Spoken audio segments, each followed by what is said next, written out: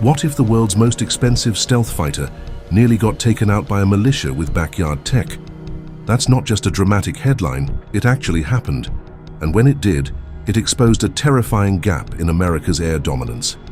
Her billion-dollar campaign failed to deliver decisive control, and a supposedly untouchable jet, one that cost taxpayers over $100 million per unit, was nearly knocked from the sky by a group that, on paper, should have been powerless. This wasn't just a tactical failure, it was a wake-up call that echoed from Washington to Beijing. And behind closed doors, something massive was already being planned. A bold response with a codename the world wasn't supposed to hear. F-55 March. 2025. The skies over Yemen had turned hostile in ways nobody anticipated. The US launched Operation Rough Rider, a massive show of force designed to crush the Iran-backed Houthi militia. Over 1,000 targets were identified. B-2 bombers flew sorties, 2 carrier strike groups moved into place, and F-35s roared into action. But then the unexpected happened. An F-35 on patrol was forced into a sharp, evasive turn. Something was coming, fast. A heat-seeking missile had locked on. It wasn't from a state military. It was launched by a Houthi unit using an improvised Iranian system, likely with modified tech scavenged from older platforms. And while the jet escaped barely, it sent shockwaves across the military hierarchy. If the F-35 could be targeted like that, it meant the US had a vulnerability no one was prepared to admit. The F-35 Lightning II is supposed to be the pinnacle of modern air warfare, a masterpiece of stealth, tech, and precision. But that moment over Yemen ripped open a dangerous possibility. What if America's most advanced jet couldn't handle low-tech, unpredictable threats? Even worse, the Houthis had already downed 7 MQ-9 Reapers, each worth around $30 million. They weren't using advanced radar. Instead, reports suggest they employed passive infrared systems, low-budget, heat-seeking tech that bypasses the F-35's expensive electronic warfare systems, which are optimized for detecting radar-based threats. That mismatch exposed a glaring weakness. These weren't elite military-grade systems. They were retrofitted weapons being used with shocking effectiveness by a group few had ever considered a legitimate threat to US air dominance. What followed was an uncomfortable reality check. Despite the US pouring over $1 billion into this operation, it didn't gain the air superiority it needed. 2 Super Hornets were lost. Several F-16s were threatened mid-flight. The air wasn't safe, and the F-35, meant to be the ultimate predator, suddenly looked like prey. President. Trump quickly ordered a ceasefire, a move that some insiders described as necessary but humiliating. It's been said that Pentagon leadership was deeply rattled, especially after learning just how close an F-35 came to being struck. Publicly, they downplayed it.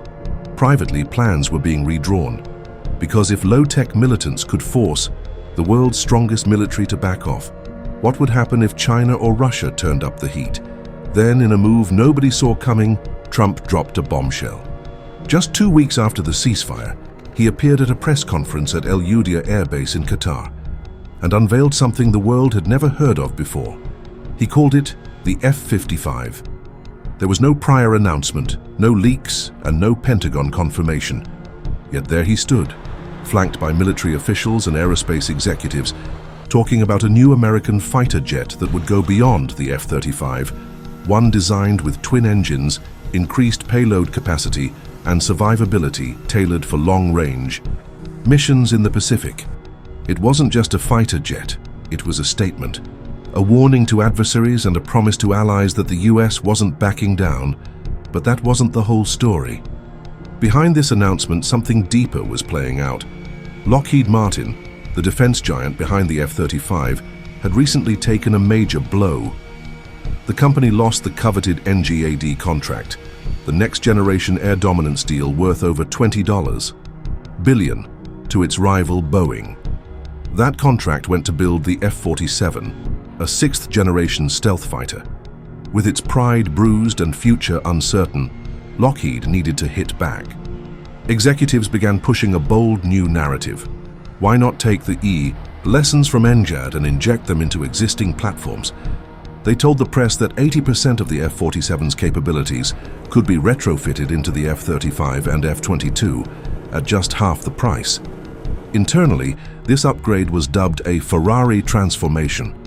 Externally, it started gaining traction. Trump was reportedly impressed, and soon the F-55 was born, at least in name. Here's where things get even more intriguing. Despite the flashy announcement, there's no official record of an F-55 in the Pentagon's defense budget. That's led some analysts to speculate that the jet isn't part of a brand new program, but a rebranded version of something already in motion. One candidate, the Navy's F/A-XX program. Designed to replace the aging F/A-18 Super Hornet, the F/A-XX prioritizes stealth, long-range capabilities, and crucially twin engines just like the F-55. It's no stretch to think the F-55 might actually be the Navy's next-gen fighter, cloaked under a new name for political or strategic reasons. Rumors suggest Lockheed has been lobbying hard to take over this project from Boeing, especially given its deep experience with the F-35C, the Navy's current stealth jet. And while the F-55 remained shrouded in mystery, Boeing stepped into the spotlight with something undeniable, the F-47. Announced just 2 months prior to Trump's surprise, the F-47 is the Air Force's first sixth-generation jet. This isn't just an upgrade, it's a total leap forward. The F-47 features adaptive engines capable of cruising above Mach 2 without afterburners. It's designed to command drone swarms, coordinate autonomous operations, and fire next-generation weapons, including hypersonic missiles. And while its exact capabilities are classified, insiders claim its stealth profile is virtually invisible to even the most advanced air defense systems. It's a monster of a machine, built not just to survive but to dominate. Still, there's one catch: at up to $300 million per unit, it's too valuable to throw into every fight. That's where the F-55 could come in. If the F-47 is designed for elite air superiority missions, deep penetration strikes, electronic warfare leadership, and drone command, the F-55 would be its perfect complement. The strategy is simple. The F-47 clears the skies and shreds through enemy defenses, while the F-55, with its enhanced durability and multi-role flexibility, handles close air support, ground strikes, and second-wave attacks. The idea isn't new. It echoes how the F-22 and F-35 tag-teamed during previous campaigns. But now the stakes are higher.